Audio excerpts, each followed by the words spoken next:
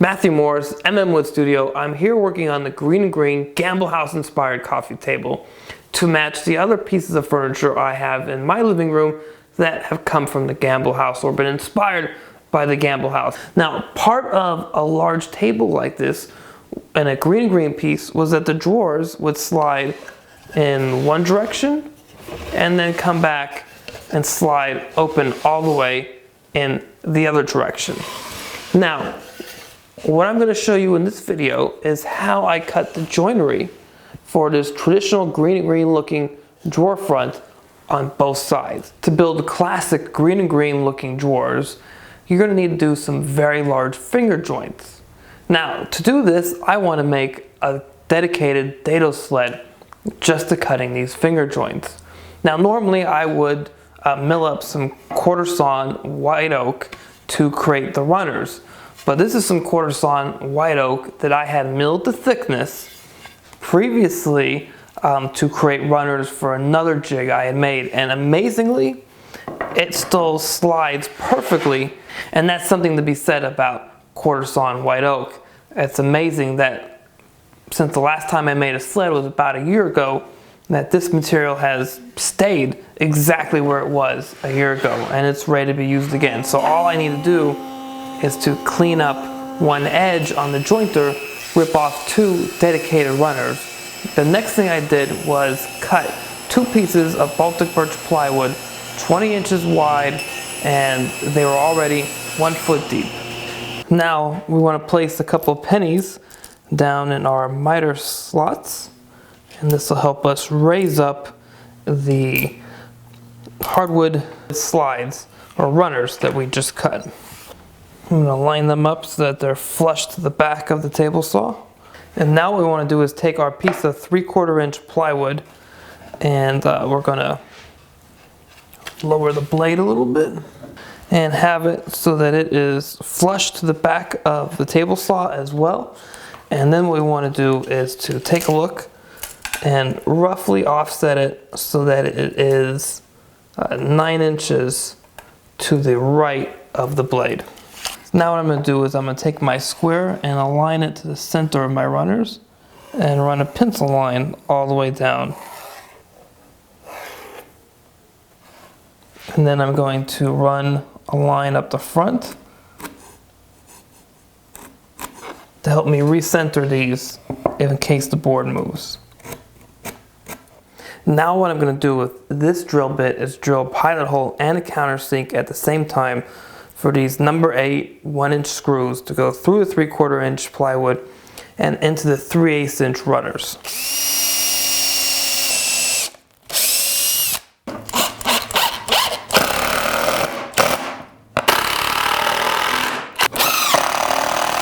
So then with a series of cuts, I cut the runners down so they were protruding about an inch and a half from the front of the sled.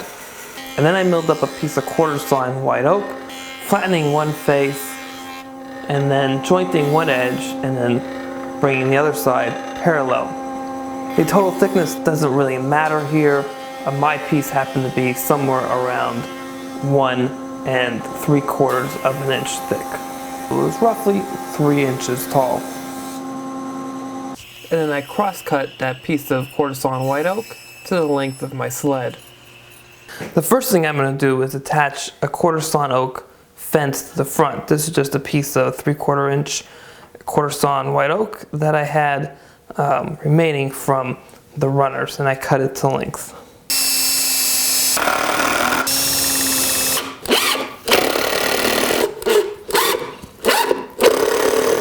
And now what I'm going to do is place one permanent screw on what will be, as you look towards it, the right side, and then another screw over here which will be temporary. So I'm going to make sure everything's nicely lined up. Then I'll put the temporary screw in over here, and I'm going to put it closer to the runner, but the outside of the runner.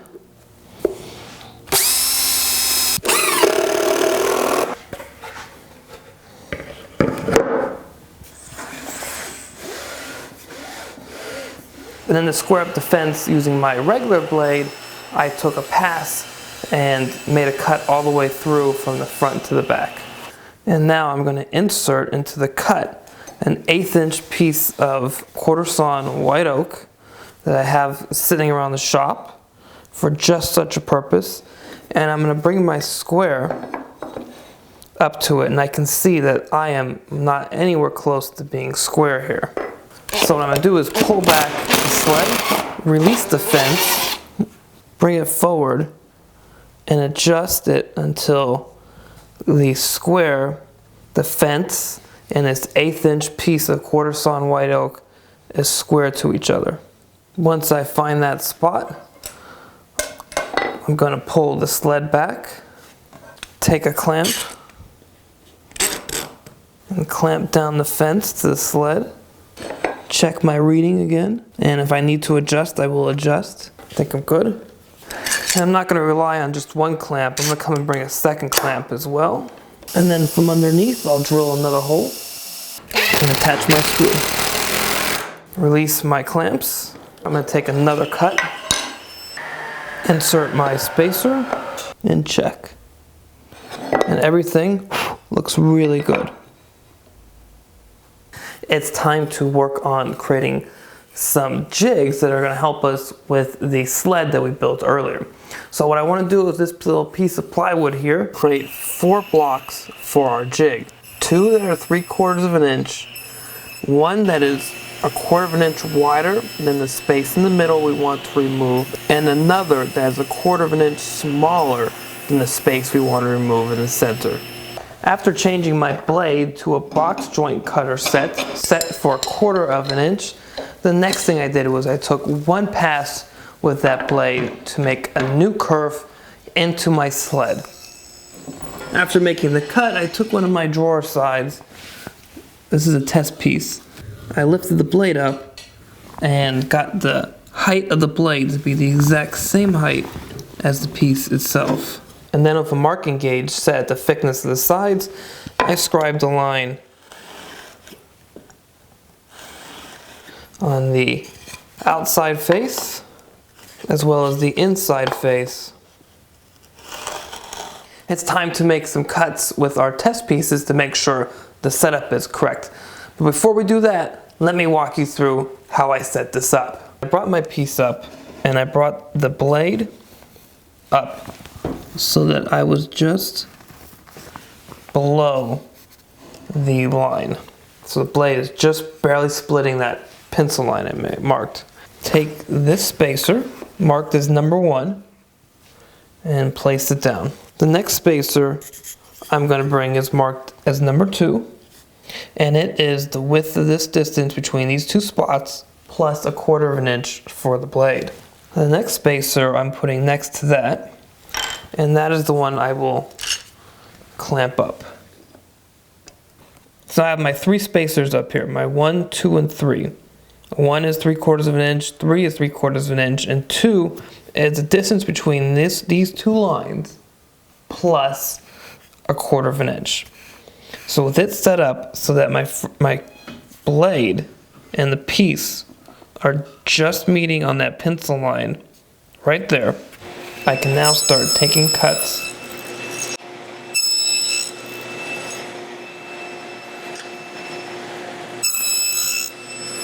Place my number 1 against my number 3 and shift my piece saw over and make my first cut for my top notch. And then I remove my number 1 spacer and I continue making my cuts all the way across. My test piece looks great. The only problem I had was in my first cut, I had the blade dialed just a little bit too high. So I ended up just dialing the blade down a little bit and then hit my lines.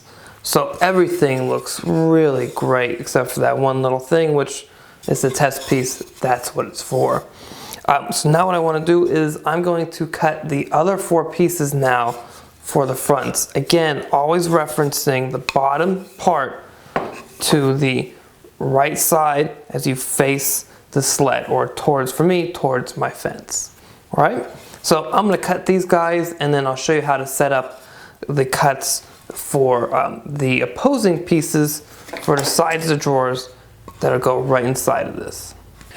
I finished making all the cuts on the actual pieces and everything came out perfectly. I went really slow, methodically, made sure everything was clamped up, referenced against the bottom of the sled, and that went great. So now what I want to do is to take my test piece here. I have another one as well. I have 2 test pieces for the sides, and I want to start getting this set up so that I can make the cuts to remove the center section. So let me show you how I do that. So I want to get prepared for the next set of cuts. Now I've milled this block here, the 1 and the 3, so that they are exactly 3/4 of an inch tall. So what I'm going to do is bring this block over here, make a line. Also, I'm going to raise my blade until I cut through that line at 3/4 of an inch tall. Now let me show you how I set up for the next cut. So I've taken spacers 1 and 3 and I'm going to set them aside. They're no longer needed. Now what I've done is they've taken spacer 2, which is a 1/4 inch wider than this cut we just made, and spacer 4, which is a 1/4 inch thinner than this cut we just made. I'm going to take spacer 2 plus spacer 4 and get them together so that when they are here, this pencil line, which is referenced against the bottom edge, right here, so the bottom edge, is lined up with my groove in my sled. And then the idea is I make my first cut there, pull the spacer out, and keep making cuts until I reach the very end.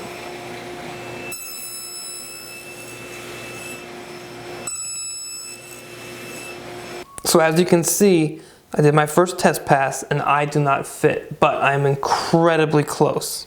Let me show you how to change up the setup so you can get these 2 guys to fit. So what I want to do is come in here.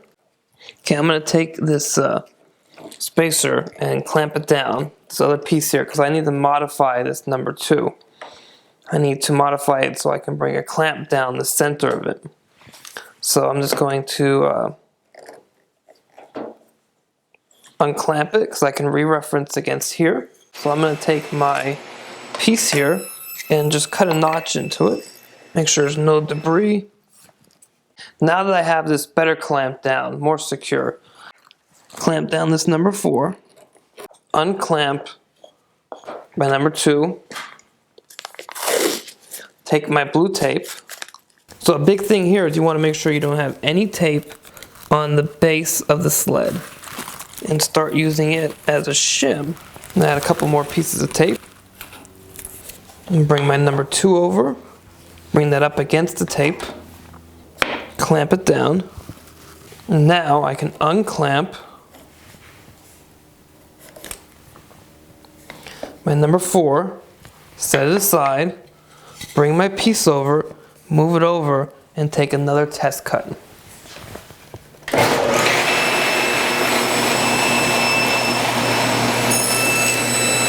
I took my test pass after adding my blue tape shims, and here it goes. Oh yeah, look at that. That's awesome. Perfect. Perfect, look at that. Nice and snug. Now, there's a couple problems here. Number 1 is I screwed up, and these pieces here actually should be cut deeper than 3/4 of an inch because they need to extend out of the front so that we can round them over here. That's not hard to fix, not a big deal. The other issue is that the bottom of the drawer here, so these are both the bottoms, is off by a little bit. The total length here is good between these 2 points, but I'm off by maybe like 1/1000th of an inch here. And that's going to prevent this door from, drawer that is, from riding just the way I want it to. So that can totally get fixed here with a change in where these guys are clamped up, and we can accomplish that with some feeler gauges. So I did some testing, and this feeler gauge, which is 0.0025 inches, feels to me like it's the correct amount. That this is how much I'm off by, 0.0025 inches. Now this piece is the correct thickness now, so that's not the issue. The issue is this guy needs to get moved over 0.0025 inches. So what I want to do is get my pieces all lined up, take a clamp, and what I want to do is unclamp my number 2, take my feeler gauge, apply pressure where the feeler gauge is, and then clamp this back down. I can take the clamp off number 4, flip the piece around, and do my next test cuts from this direction. However, I do need to make one more adjustment, which is to raise up the blade so it's a total of 1 inch instead of 3/4 of an inch here.